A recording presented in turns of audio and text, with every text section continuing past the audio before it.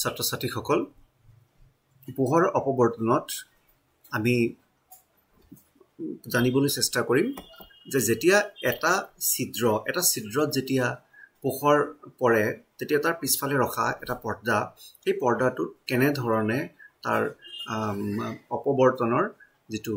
আমি কও পাৰো বৰ্ণালী এটো সৃষ্টি হয় হেতু চাবলৈ চেষ্টা কৰিম একৰঙী উৎস এটা লোৱা S ইয়াৰ দ্বাৰা নিৰ্গত পোহৰৰ ৰশ্মি লেন্স L1 ৰ সহায়েৰে সমান্তৰাল কৰা হৈছে পোহৰটোক আমি এতিয়া এটা সমতল তৰংগমুখ বুলি ধৰি লম যেটো WW ড্যাশ এটো এনেকে ভাবিব পাৰা WW ড্যাশ ইয়াতে আমি কাখৰ পৰা এটা এংগলৰ পৰা চাইছো কাৰণে এনেকুৱা লাগিছে আসলতে এটো এটা সমতল এটা তৰংগমুখ সো L ৰ সহায়ত L1 ৰ সহায়ত সমান্তৰাল কৰি তোলা হৈছে ফলস্বৰূপে সমতল তৰংগমুখ WWS প্ৰস্থ A ইয়াৰ প্ৰস্থ A তাৰ মানে যেটো ইয়াতে ছিদ্ৰ হৈছে তাৰ প্ৰস্থ A বুলি ধৰি লৈছো প্ৰস্থ A ৰ ছিদ্ৰ AB ৰ ওপৰত আপতিত হৈছে C হৈছে মধ্যবিন্দু এই ছিদ্ৰটোৰ আৰু অপবৰ্তন কৰা তৰংগমুখ যেটো AN এটো অপবৰ্তিত তৰংগমুখ এটো গৈ পিনে P আপতিত হৈছে L2 লেন্সৰ দ্বাৰা আৰু যেটো স্বাভাৱিক দিশত যোৱা তৰংগমুখ হেতু ওত গৈ কেন্দ্ৰীভূত হৈছে ছিদ্ৰ AB ৰ স্বাভাৱিকৰ সৈতে কোন বনোৱা দিশৰ যাত্ৰা কৰা গৌণ তৰংগবোৰ বিবেচনা কৰা যাওক গতিকে P বিন্দুত উপনীত হোৱা গৌণ তৰংগৰ মাজত পথৰ পাৰ্থক্য হ'ব P এৰ পৰা পোহৰ গৈ পিত পালে আকৌ B ৰ পৰা পোহৰ গৈ পিত পালে সো এই দুডাল পোহৰ AP আৰু BP তাৰ এই দুটা যেহেতু একে দৈৰ্ঘ্যৰ নহয় BP নিৰ্দিষ্টভাৱে অলপ দীঘল হ'ব তাৰ মানে AP আৰু BP ৰ মাজত এটা পথ পাৰ্থক্য থাকিব যেটো BN বুলি লোৱা হৈছে সো BN হ'ব AB sin θ এটো আমি সাধাৰণ এটা ত্ৰিকোণমিতিৰ পৰা লব পাৰো এনেকৈ যদি আমি লবলৈ যাও তেতিয়া এফালে হ'ব A এফালে B এফালে N এই কোণটো থিটা তেতিয়া হলে আমি লিখিব পাৰিম sin θ হ'ব BN by AB BN টুক small p বুলি লৈ লৈছো আৰু AB টু small a তাৰ মানে small p by a তেতিয়া sin θ যদি p by a হয় p হ'ব a sin θ তাৰ মানে p হ'ব a sin θ O বিন্দুত A আৰু B ৰ পৰা অহা ৰশ্মিৰ মাজত পথৰ পাৰ্থক্য শূন্য তাৰ মানে A ৰ পৰা O যোৱা আৰু B ৰ পৰা O যোৱা এই দুটা দৈৰ্ঘ্য সমান হোৱাৰ কাৰণে ইহঁতৰ মাজত পথ পাৰ্থক্যটো শূন্য হ'ব আৰু সেই বিন্দুটোৰ তীব্ৰতা সৰ্বোচ্চ আমি ইয়াৰ আগত ভিডিওটোত পাইছো ইয়াৰ আগৰ ভিডিওটোত নহয় যেটো গাণিতিক বিশ্লেষণ তাতে পাইছো p = যেতিয়া n ল্যামডা হয় যেতিয়া n ৰ মানটো 0 হয় তেতিয়া p হ'ব 0 তাৰ মানে পথ পাৰ্থক্যটো যেতিয়া শূন্য হ'ব এইটো আসলতে উজ্জ্বল পটিৰ বাবে শৰ্ত এটা p = 0 হ'ব n = 0 হলে পথ পাৰ্থক্য যেতিয়া শূন্য হ'ব তাৰ মানে নিশ্চিতভাৱে পইণ্ট এইটো এটা উজ্জ্বল পটি বা এটা তীব্ৰ এটা অঞ্চল হ'বগে আৰু ইয়াক কেন্দ্ৰীয় সৰ্বোচ্চ বুলি কোৱা হয় সেন্ট্ৰাল ম্যাক্সিমা বা কেন্দ্ৰীয় সৰ্বোচ্চ এতিয়া ধৰি লোৱা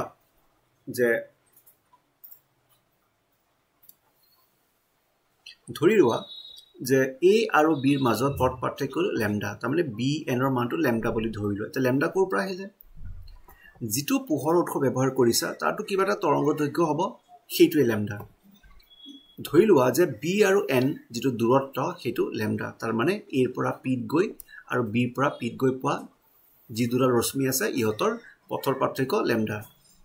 ধৰা A আৰু B ৰ মাজত পথৰ পাৰ্থক্য ল্যামডা গুটেই তৰংগ মুখখনৰ দুটা সমান অৰ্ধেক ভাগ কৰি বুলি ধৰিব পৰা যাব তাৰ মানে A B ক তুমি দুটা ভাগ কৰা AC আৰু CB A ৰ পৰা P পোৱা এখিনতে P আছে আৰু ঢাক খাই গৈছে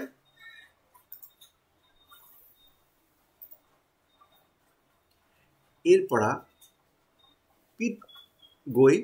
বিৰ পৰা পিত গৈ এই দুটা ৰশ্মিৰ মাজত পথ পাৰ্থক্য যদি ল্যামডা হয় সি টু যদি মধ্যবিন্দু হয় তেতিয়া AP আৰু CP ৰ মাজত পথ পাৰ্থক্যটো হ'ব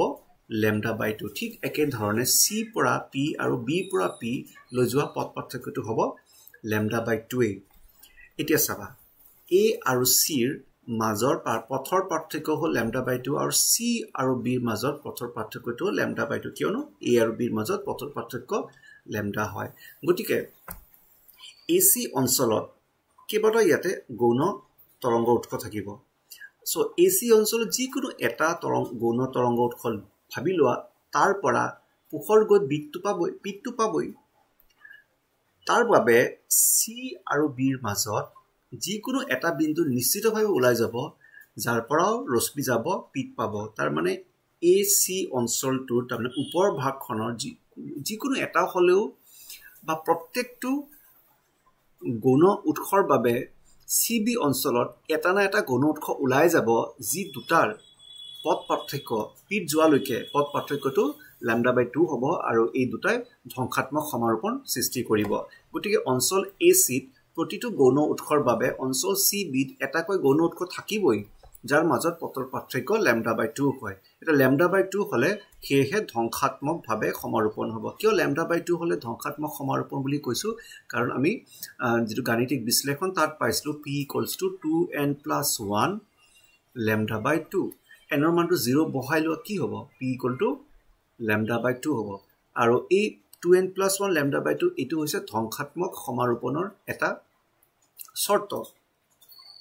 p = 2n+1 λ/2 n 0 পুট কৰিলে p = λ/2 এটা মানে এইটো কিন্তু প্ৰথম শৰ্তটো এইটো হলেও p বিন্দুটো অন্ধকাৰ হ'বগে তাৰ মানে আকো কৈ আছো এচিত থকা যিমানখিনি সৰু সৰু গৌণ তৰংগমুখৰ উৎস থাকিব প্ৰত্যেকটোৰ কাৰণে সি বিট তেনেকৈ এটা না এটা গৌণ তৰংগমুখৰ উৎস ওলাই যাবগে যি এই হেজুৰ পৰা পোহৰ গৈ পিত পাব লাগে ইহতৰ মাজত যিহেতু পথ পাৰ্থক্য λ/2 হ'ব সেইবুলি যিহেতু ইহতে অন্ধকাৰ পটিৰ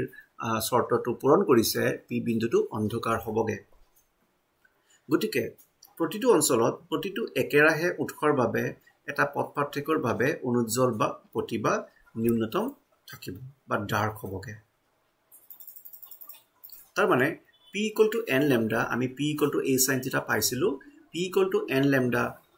হলে বা a sin θ = n λ হলে আমি লিখিব পাৰিম sin θ = n λ/a যত n ৰ মানবোৰ 1 2 3 পৰা তেনেকৈ গুছি গৈছে সো এইখিনি এই কোণটো থিটা এই থিটাটোৰ ওপৰত ভিত্তি কৰি এই অনুজ্জ্বল পটি বা ফ্ৰিঞ্জৰ অৱস্থান হ'বগে তাৰমানে অন্ধকাৰ পটি অনুজ্জ্বল পটিবোৰ হোৱাৰ শৰ্তটো হ'ল sin θ = n λ/a এতিয়া আমি গৌণ ন্যূনতম বা উজ্জ্বল পটিৰ বাবে আলোচনা কৰো আহা